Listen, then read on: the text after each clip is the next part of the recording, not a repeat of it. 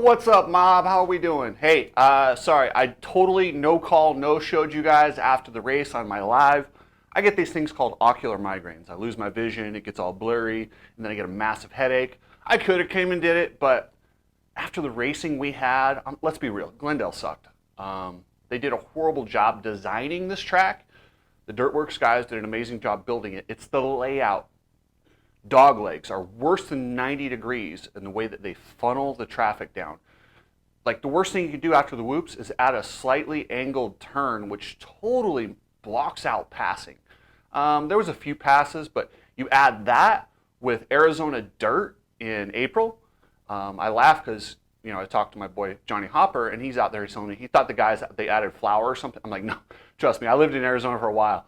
That dirt in April is different composition. Listen, I'm not a geologist and I don't know everything about dirt, but I know the dirt in Arizona in the winter and the dirt in the Arizona in April is night and day difference. That's what you get in April, and there's really no way to fix it other than have the race earlier in the year. Even earlier in the year, it can get harder. But that's the way it is. And then, Tomac did his thing, got the win. Sexton did his thing, even made a mistake and still won that second race by stalling it. But other than that, there wasn't a lot going on. We had Webb come in there and hit Anderson, which was kind of interesting. It wasn't that bad. I don't think Webb anticipated Anderson to go that low, but he did come in there aggressively, and he was hoping, he was just like, hey, he had to do something. But it didn't work out for him. But it wasn't dirty, and I don't think they're going to see a serious payback any more than Anderson normally would. Anderson will just hit you if you're in his way, and I don't think it's going to be any worse because of what Webb did. Just in my opinion. I don't think he's looking for payback. It wasn't that bad. But he definitely was looking to kill Webb in the next turn.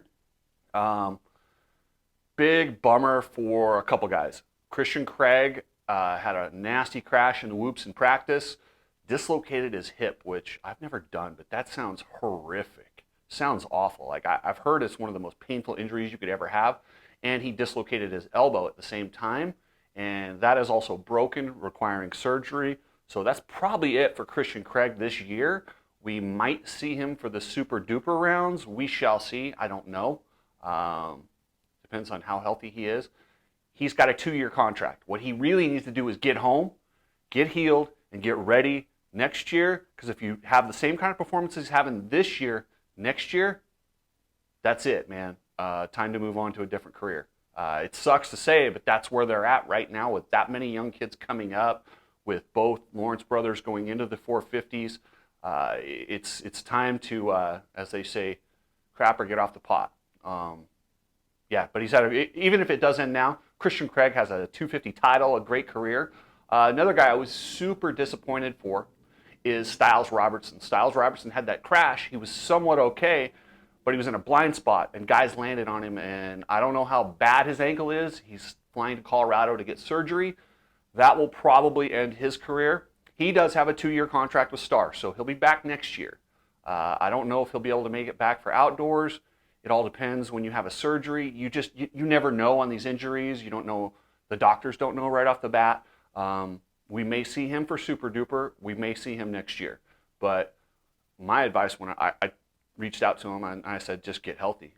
Right now, what Styles needs to do for his career, take the rest of this year off, heal that leg completely, because you've got a contract for next year. Now, if he didn't have a contract for next year, my advice would be different. It would be get back out there, get some results, and get another ride.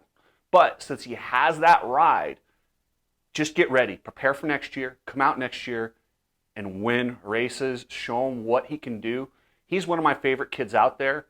He's super nice. He's always really quick to respond. The kid gets it. He really is. He's one of the guys that I think if he could win some more and you could see a little bit more of his personality, you'd really like him. So I'm cheering for him. But what I want to talk about is, before we get into that, you guys remember EBC Brakes. EBC Brakes, we love them. They definitely have been on with the Cooksey Mob for a while. They support us. They got brake rotors, brake pads, clutches. Yeah, if you need one, hit it up. Then also, Complete Racing Solutions. Coach Rob. Coach Rob has some of the best programs. They're scientific. Start at $22 and go up from there per month. Hit him up over at CompleteRacingSolutions.com.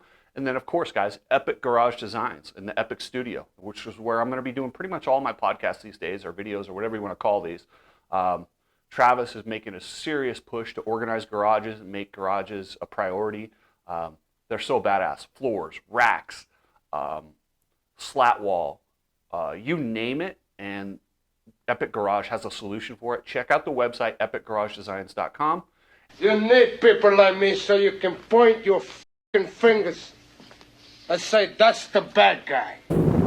All right, guys, so Kawasaki and Mitch Payton have had an awful year. Horrific. Like, they're down to nobody. Replacement riders that can barely stay healthy. You got Carson Mumford riding on a torn calf muscle. There's no way that thing healed in like 4 weeks. So, I mean, he's toughing it out. But it's his only opportunity. There's not a lot of, I mean, it's that or ride the Bar X Suzuki for Carson Mumford, and you got to take a shot at it. Anytime that bike's available to you, even if they're having problems with rods locking up, bikes make malfunctions. When you tweak these things to the highest level, teams are going to have issues with this. Every brand has suffered from it. Pro Circuit is no worse than the others, even though they're kind of having a bad run right now. And you know, Joe Shimoda's bike also blew up. I don't blame Pro Circuit for this. It just happens to be a bad run. But yes, they need to fix it. This whole thing with hurt riders, I go all the way back, and my buddy Coach Rob pointed this out to me, because he's working on, he tracks riders and how durable they are from the time they're an amateur to where they're a pro. And there's just, I mean, they've mishandled everybody. Look how much money Kawasaki has spent on Ryder DiFrancesco. They have spent so much money through the years grooming this kid, making him a pro, and being the next best thing. And I'll tell you what, I don't think many people have bought Kawasaki's because of Ryder DiFrancesco. I don't think that they've got any return on all those dollars they've invested in him. And guess what? He's going to be on gas next year, and he's probably going to do really, really good. Jet Reynolds, they have used him up. He's exhausted, injury after injury, to the point where Kawasaki and all this money they've invested in him, they're just cutting him loose. Austin Forkner showed up, kind of used up also. The same program has just constantly put out guys who are fragile. Styles Robertson was used up by that program and sent out. Brad West was exhausted to the point where he had to return to Australia, and then he got hurt. It's not a coincidence that all these same kids through this same amateur program come up, they're fragile, exhausted, and they break down. It's something that Coach Rob pointed out, and these are the riders that are feeding Pro Circuit. So, yeah, of course Pro Circuit's going to have, McAdoo, Joe Shimoda. Some of these guys didn't come from these other programs, but Hammaker did. Hammaker has been battling exhaustion ever since he's been a pro. He started in his amateur days. He's had Epstein-Barr and some of the other stuff. These guys got to understand, as an amateur, stop treating these amateurs and these kids in their developmental years like pros. There's a kid that I helped get into the Futures program this weekend, Caden Lewis. He's taken an unconventional route. He's not part of this amateur system. Watch him improve. I mean, just this weekend, he went from never really being on a supercross track. I mean, he's got his own practice stuff, but that's just not the same.